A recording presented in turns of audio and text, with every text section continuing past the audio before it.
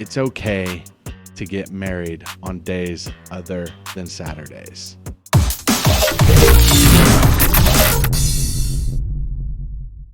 Thursdays have been some of the best weddings that I've ever gotten to DJ at. Just take a second to digest that, because there's probably not a lot of wedding vendors in Nebraska that are going to tell you that you should get married on a Thursday. Years ago, you'd never hear me say, get married on a Thursday. And I know for a fact that when my girlfriend, if she ever sees this video, she would refuse having her wedding on a Thursday. And that's okay, because as a male, I will have very little input when it comes to planning things like that.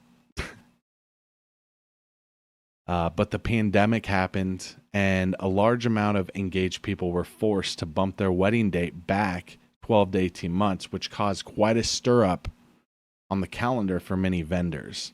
Many couples are getting married on dates they didn't originally expect to get married on. For Crown DJs, we just got out of one of our busiest months ever in July with 12 weddings. And in years past, July has been a pretty slow month in the middle of wedding season. And it's actually between March and October. July's always been our slowest month. Usually we'd get around 3 weddings. Now we're doing like 12, and who knows what next year will be like. But I want to say this because it's a good idea to do it on a Thursday.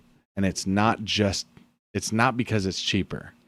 Because first of all, it shouldn't be cheaper.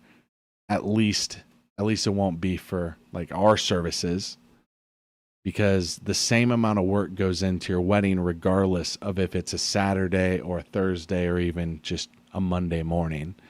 We'll book the same amount of weddings a year regardless of what day they fall on.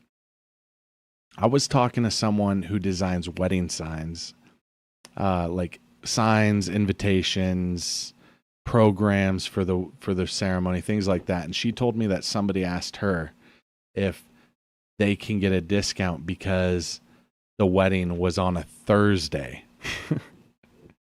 And, you're just asking someone to make you a sign, a chalkboard sign or whatever. And, that's just ridiculous to ask for a discount, because that person who's making you that chalkboard sign isn't going to be making the sign the same day. It's the same to them whether it's on a Thursday or Saturday. And if anybody's giving you a discount for a Thursday wedding for a chalkboard sign, that's ridiculous. But there's something about Thursday night, though, that a lot of people just show up looking to have a good time, especially when it's a wedding. Just think about it. Why do they call it Thirsty Thursday in the first place? My guess, if you plan your wedding to fall on a Thursday, the majority of the guests automatically are taking off work on Friday.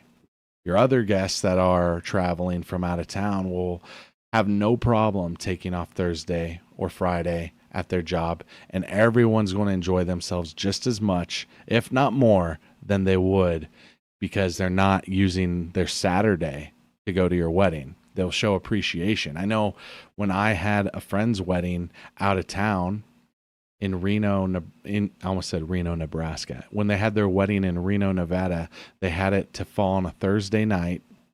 And then, so let's see. We arrived on Wednesday. Wedding was on Thursday. Friday, we stayed and partied. Saturday, we stayed and partied. Sunday, everybody left and went home. So we got the hard part out of the way. We had the wedding. And then the rest of the weekend was just for us to enjoy as a wedding party, the family. Everybody's there. It's just you knock the hard part out, and then the rest is just a party. It was awesome.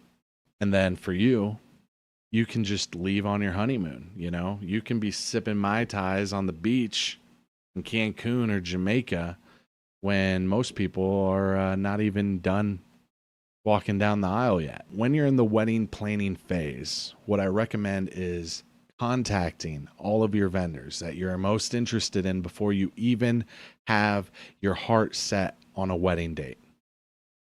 Then You get a feel for all of the vendors and what their availability is like.